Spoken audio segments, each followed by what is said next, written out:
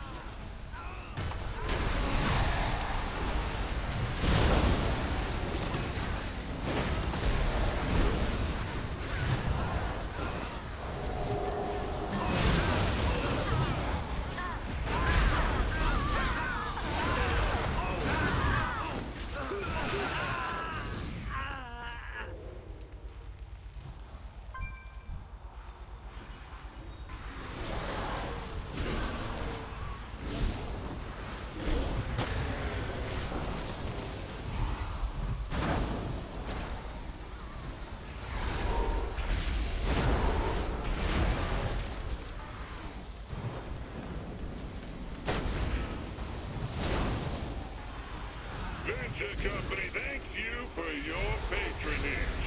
Please enjoy your purchase of the Elite Pummeling Package.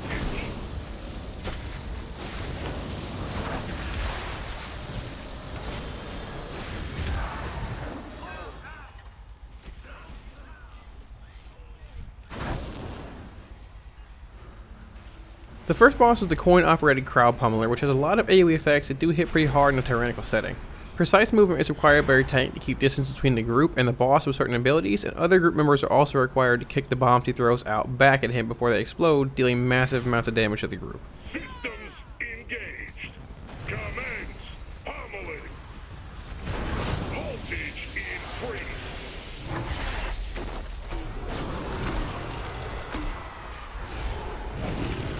Lethal force. Damaging this unit violates the terms of use.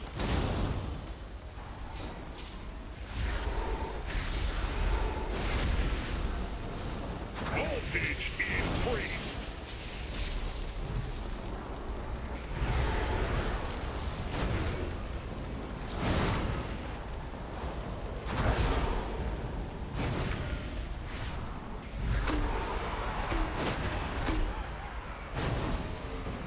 Lethal force authorized. Damaging this unit violates voltage increased.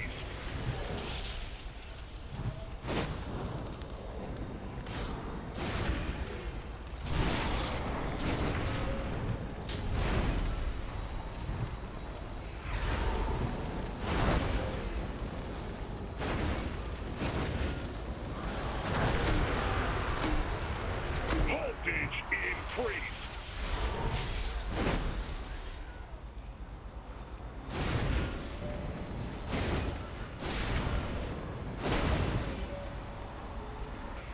Lethal. Damaging this unit violates the terms of use. Systems failing. The Unholy DK finished in first at 15.6k, followed by us at 14.6k, and the Beastmaster Hunter at 9.7k. Now there is a bit more movement for range here than there is with melee, as well as an actual knockback that interrupts spellcasting to watch out for when facing the coin-operated Crown Pummeler.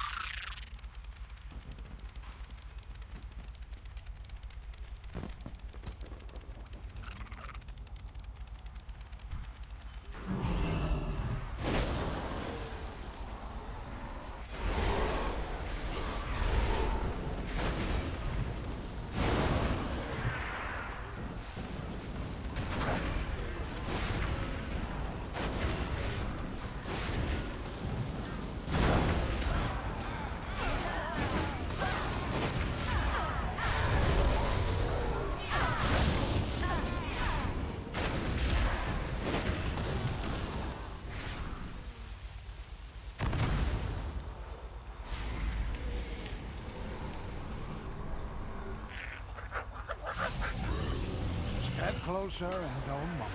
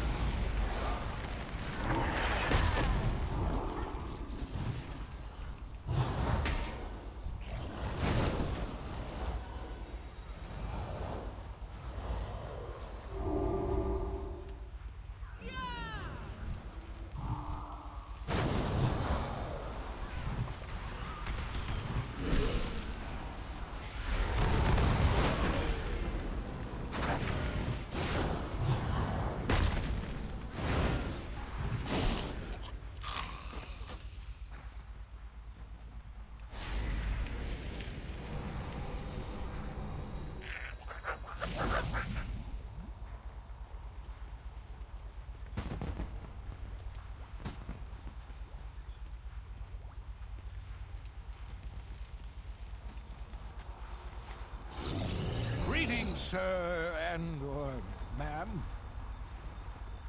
I've seen things that would scare you shellless. Come back with some better stories. The second boss we encounter is Azeroth, and he's sort of similar to the Morose encounter in Lower Karazhan in the sense that he has 4 adds present when engaged, but they can be CC'd with Vanish-like effects or the totems on the ground near the boss. Classes that can dot multiple targets and cleave well will excel on Azeroth much more than classes with limited multi-target damage, as the adds do need to be dealt with or CC'd for the duration of the encounter. You trespass in my domain!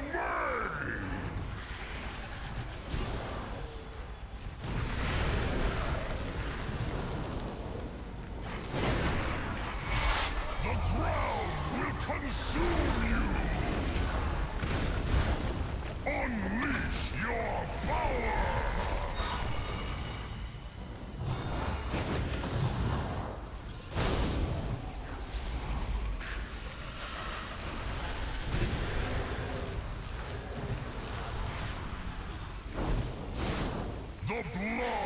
Azeroth flows through you!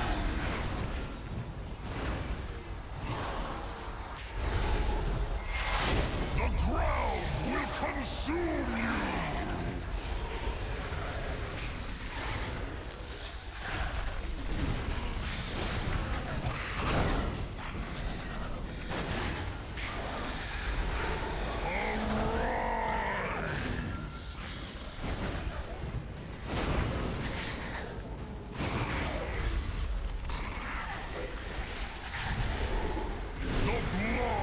Azeroth flows through you!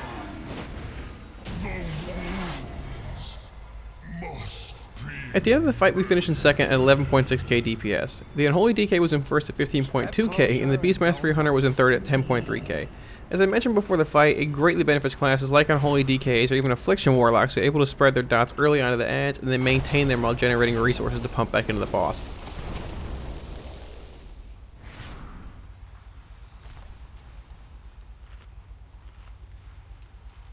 Now this is the part of the dungeon where the trash becomes the scariest in my opinion. The mastermind mobs were extremely overtuned before the dungeon was redone, dealing unhealable amounts of damage while healing themselves with their abilities. It does thankfully seem that's no longer the case, and even though we had a pretty precise route to take here, there are many different routes you can take. There's very little room for error though, as a good bit of trash packs are very close to one another here.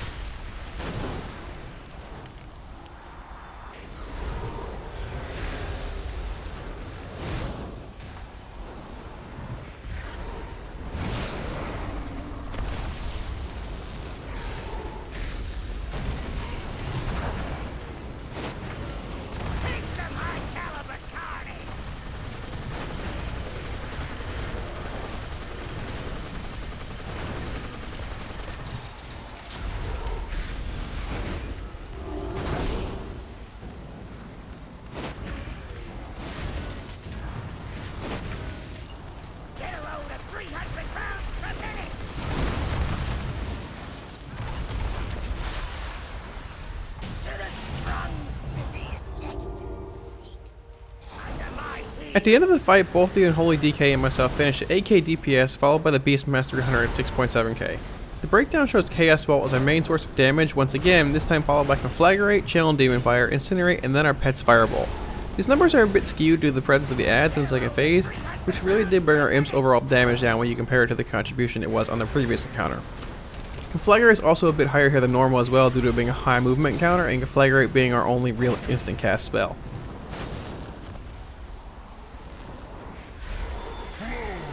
Now the overall damage for the run has the Unholy DK in first at 11.4k, us in second at 10.8k, and the Beastmaster 300 in third at 9.2k. It's also worth noting that the Blood DK finished at 8.2k, which is a good bit of damage for a tank. It's always nice to see that in Mythic Plus groups. The breakdown is Channel Demon Fire as our main source of damage outside of Chaos Bolt, followed by Cataclysm, Conflagrate, and then Immolate, mostly due to the use of Cataclysm. Overall, I felt this was a great build for the Motherlode and continues to be for Mythic Plus in general. Cataclysm really excelled here, and with so many of the trash pulls being 4 to 6 mob packs, it really was nice to be able to get that good bit of burst damage on pull and then get the shard generation flowing as well.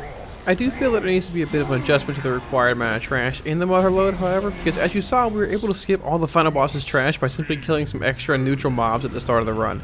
I think the updated version of the dungeon is in an awesome place, however, and with the trash tuning being much better this time damage-wise, I feel it's in a really great place overall heading into Battle for Azeroth.